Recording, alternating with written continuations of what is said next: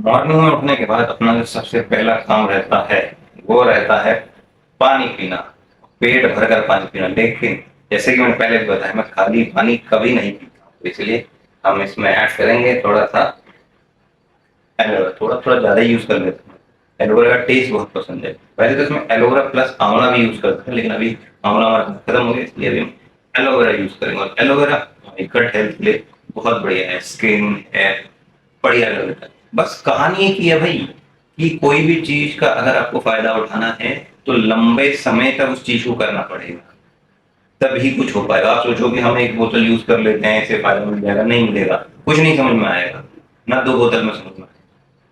वो आपको repetitively long term तक जाना पड़ेगा। जैसे कि हम रोज खाना खाते हैं, जैसे कि हम रोज एक्सरसाइज करते हैं, या हम अपना कोई भी काम करते हैं, तो वैसे ही ये भी चीजें हैं। कोई सप्लीमेंट है, कोई कुछ भी है, लॉन्ग टर्म में उसका फायदा होता है। शॉर्ट टर्म कुछ नहीं होता, एक महीना, 2 महीना, 3 महीने करके देखेंगे, कोई फायदा नहीं।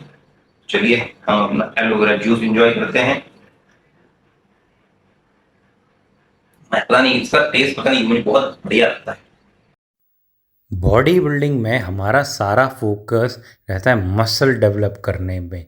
और इससे एक परेशानी है, वो है स्टिफनेस। बॉडी बहुत स्टिफ हो जाती है। मसल्स तो हम ग्रो कर लेते हैं, डेफिनेशन भी हम ले आएंगे, स्ट्रेंथ भी हम गेन कर लेंगे, लेकिन जो स्टिफनेस होगी, जो मूवमेंट हम नहीं कर पाएंगे आसानी से, तो वो बड़ा ही चैलेंजिंग है।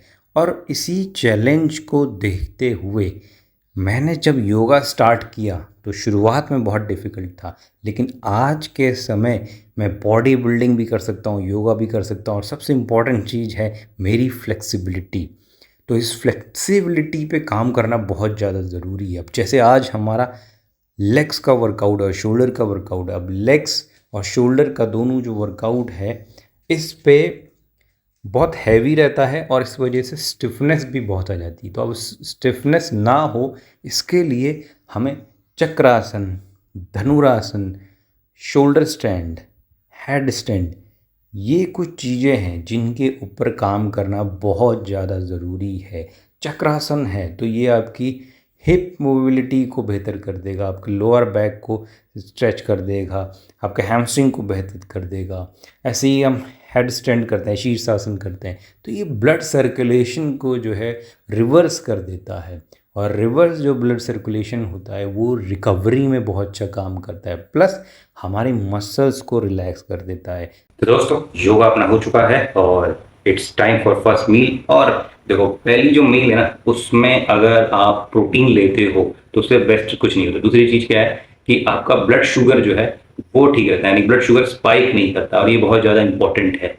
और इसके साथ आप कार्ब्स को ऐड कर सकते हो अगर आपको ऐड करना है तो, और वरना तो आप प्रोटीन सोर्स पे ज्यादा जाइए। और अगर आप अंडा खाते हैं तो उससे बेस्ट कुछ नहीं है। कि सबसे बेस्ट है कि आप बॉयल एग खाइए, स्क्रैम्बल खाइए, भुर्जी खाइए, एक्स वाई जेड कुछ भी खाइए, लेकिन उससे क्या है, आपको बहुत अच्छा प्रोटीन मिल जाएगा।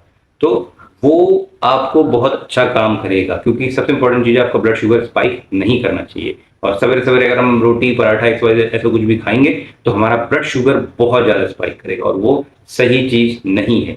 हाँ, अगर आप बॉडी बिल्डिंग कर रहे हैं तो यहाँ पे हमें चाहिए कि हमारा ब्लड शुगर स्पाइक करे, लेकिन मैं फिर भी कहूंगा पहले आप प्रोटीन का इंटेक करें और उसके साथ आप कार्ब्स को ऐड कर लें।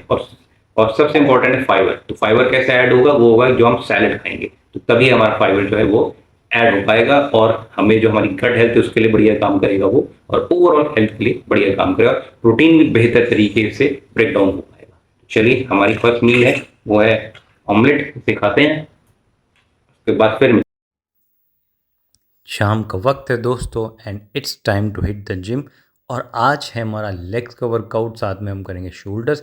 मेजर हमारा लेग्स रहेगा, और आज हमने शुरू किया हमारे एडेक्टस और एबडक्टर मसल्स से।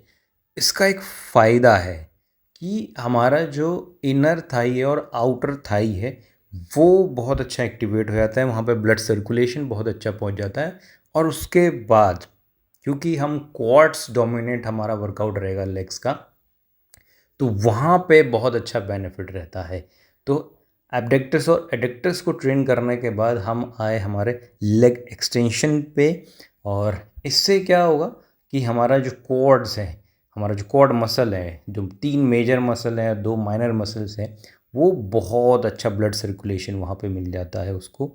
और उससे क्या होगा कि जब हम हैवी वेट की ओर जाएंगे वहाँ पे हमें बहुत अच्छा हेल्प करता है वो। तो ये सब करने के बाद हम आए अपने लेग प्रेस पे।